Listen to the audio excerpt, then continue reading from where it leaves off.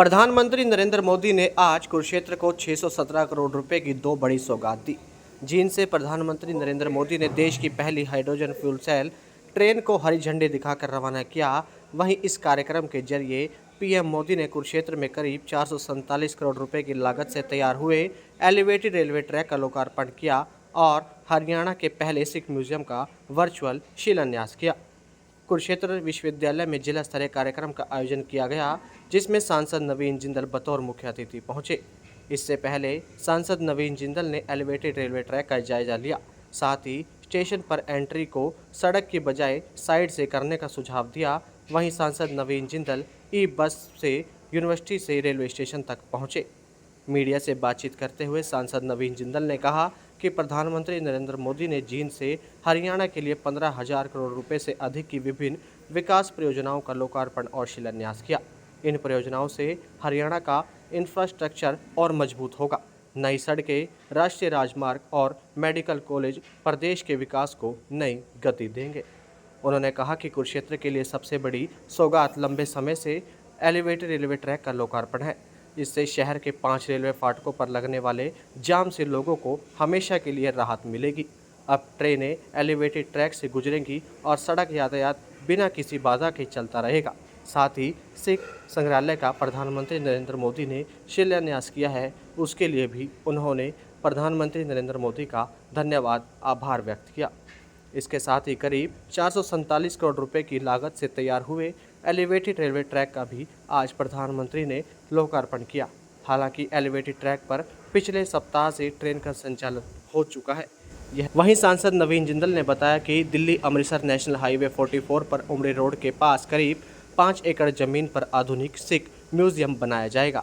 इस परियोजना पर लगभग 170 करोड़ रुपए खर्च होंगे। म्यूजियम का निर्माण आधुनिक तकनीकी के साथ किया जाएगा, ताकि आने वाली पीढ़ियां सिख इतिहास को डिजिटल और इंटरएक्टिव तरीके से देख सके। के लिए आज पूरे हरियाणा नहीं बल्कि उत्तरी भारत के लिए आज बहुत ही खुशी का दिन है कि आज हमारे माननीय प्रधानमंत्री श्री नरेंद्र मोदी जी ने जींद में आकर के और हरियाणा के लिए 15,000 करोड़ से भी ज़्यादा की अलग अलग प्रोजेक्ट्स उन्होंने अनाउंस किए हैं, उनका लोकार्पण किया है। और जिससे यहाँ पर हरियाणा के अंदर हमारा जो इंफ्रास्ट्रक्चर है वो मजबूत होगा। सड़कें, नए राष्ट्रीय राजमार्ग जो चालू हुए हैं नए बनाए जाएंगे। इसके अलावा कई नए मेडिकल कॉलेजेस का उन्होंने लोकार्पण किया। इसके अलावा खास करके हम कुरुक्षेत्र के अंदर जो हमारी एक जो पुराना एक जो प्रोजेक्ट चल रहा था, बहुत ही महत्वपूर्ण प्रोजेक्ट एलिवेटेड रेलवे ट्रैक, उसका आज उन्होंने लोकार्पण किया। जिससे आप देख रहे हैं कि पूरे शहर के अंदर, पूरे ज़िले में एक खुशी की लहर है कि अब जो है जो 5 फाटक थे जो कि इस शहर को 2 हिस्सों में जिन्होंने बांट रखा था, वो सारे फाटक जो है अब कोई आवश्यकता नहीं रहेगी, कोई जाम नहीं लगेगा। ट्रेन अब ऊपर से चली जाएगी और नीचे कोई भी उसके लिए कोई कारण उसको कोई भी किसी को कोई परेशानी नहीं होगी।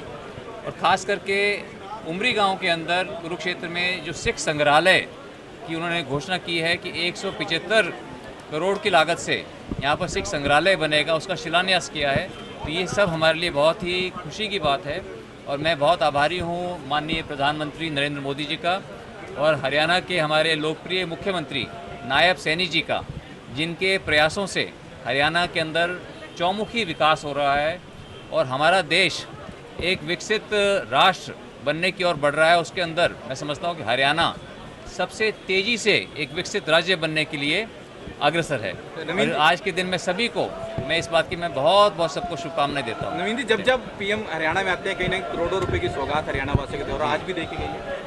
आज माननीय प्रधानमंत्री जी का 18वीं आज उनकी जो है हरियाणा के अंदर उनका आगमन था। प्रधानमंत्री बनने के बाद माननीय प्रधानमंत्री मोदी जी का हरियाणा से एक विशेष लगाव है।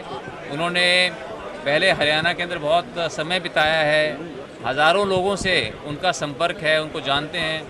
तो इसलिए जब भी वो हरियाणा आते हैं एक बहुत उनका अपनापन एक झलकता है। तो सभी इसलिए हरियाणा वासी बहुत खुश होते हैं जब वो हरियाणवी में बोलते हैं, जब वो अपना जो उनका खुद का जो यहाँ का जो अनुभव है जब वो सबके साथ वो साझा करते हैं तो लोगों को भी बहुत अच्छा लगता है। इसलिए आज सभी के अंदर हरियाणा के अंदर एक बहुत खुशी की लहर है। देश माननीय प्रधानमंत्री जी देख हरियाणा को स्वच्छ रखना है, और स्वच्छ रखने के लिए हर नागरिक की उसके अंदर भूमिका है।